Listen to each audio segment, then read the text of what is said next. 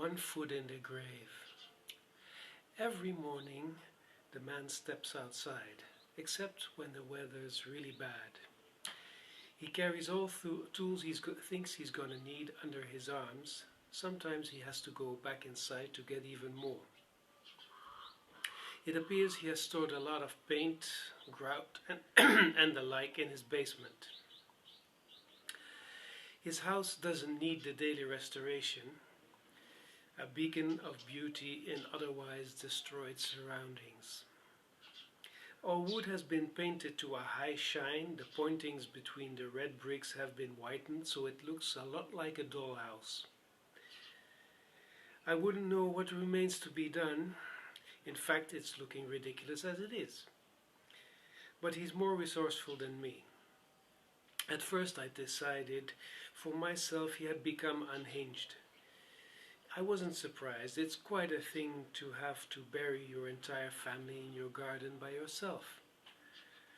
I've gone through the same, but maybe I'm more resilient.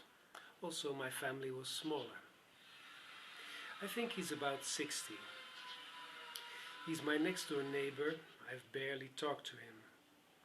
His stern face and defensive demeanor have made my for form's sake attempts at contact flounder. Our wives used to talk sometimes back then, although it didn't go beyond chatter.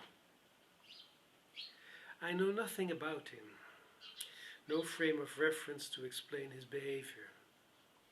One could say it stems from his want to make things the way they used to be, or, the same in this case, to repress the current situation.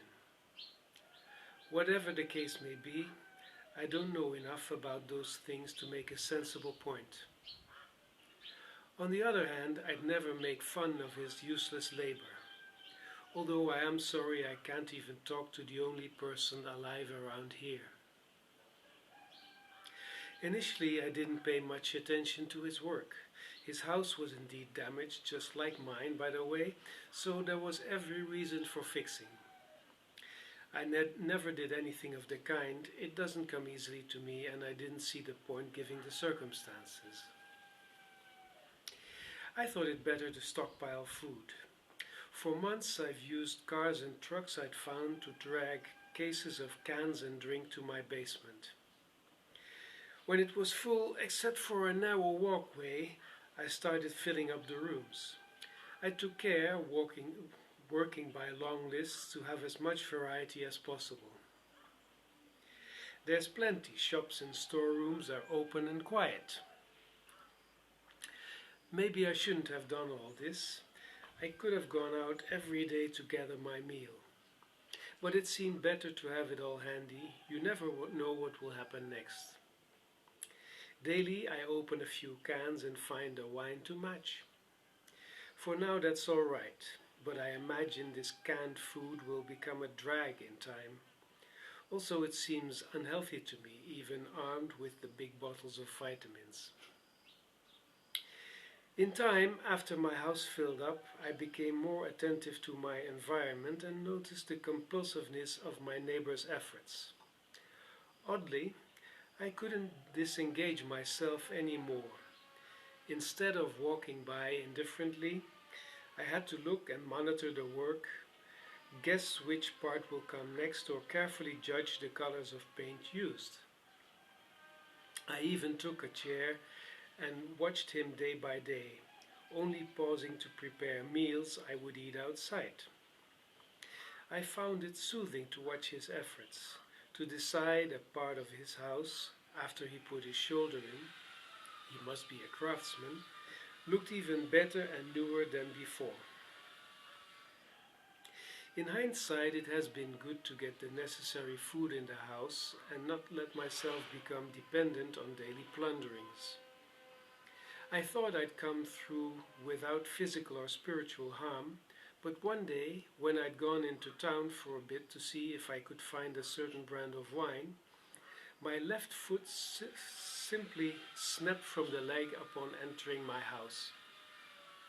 I could just keep myself upright, standing on the other leg, but I had to let go of the bottles. They smashed on the floor. Limping, I reached the chair and looked at the stump. The foot had come off smoothly just above the ankle. There was hardly any pain and no blood, only some watery moisture. The edges of the fracture were yellowish and greenish. I somewhat pushed the protruding marrow back in. Sitting there wondering what to do about it, I saw the wound starting to close. I assumed I wouldn't be bothered by it for long, and that came true. The fracture healed quickly and nicely. Nowadays I can even rest on the stump. Using a firm stick for support, I can move along all right. I'll have to wait and see if losing the foot has been a coincidence or if more unpleasant surprises are to follow. I had picked up the foot to put in my room. I thought it belonged, but it became black and very smelly, so I was forced to bury it. You're hit by a certain sadness doing such a thing. I'm not afraid. Over time, so many people have passed on miserably, fearing one's own death seemed arrogant. Still, not possible to suppress a certain dislike. At it already, I went on to dig an entire grave. Good to have.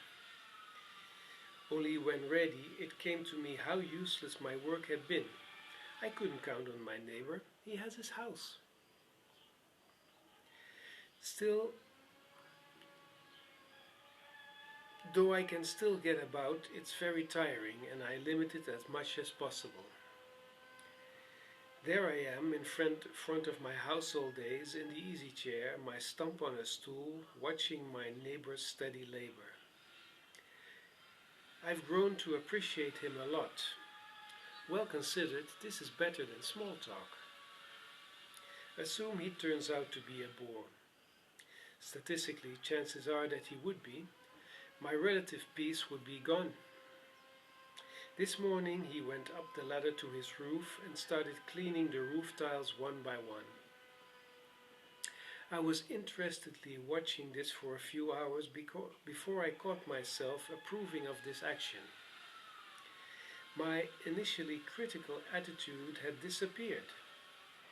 Without being able to put it into words, I found his method making sense. Those roof tiles were pretty dusty, so could well use a cleaning. Thinking this through scared me a bit. My ability to distance myself from this madness was obviously in decline. Now, not only my body but also my mind shall have to be kept under watch. Although, what difference will that make? Still, considering this development, one can wonder if my neighbor isn't happier with his compulsive work ethic. I'd better find something to do too.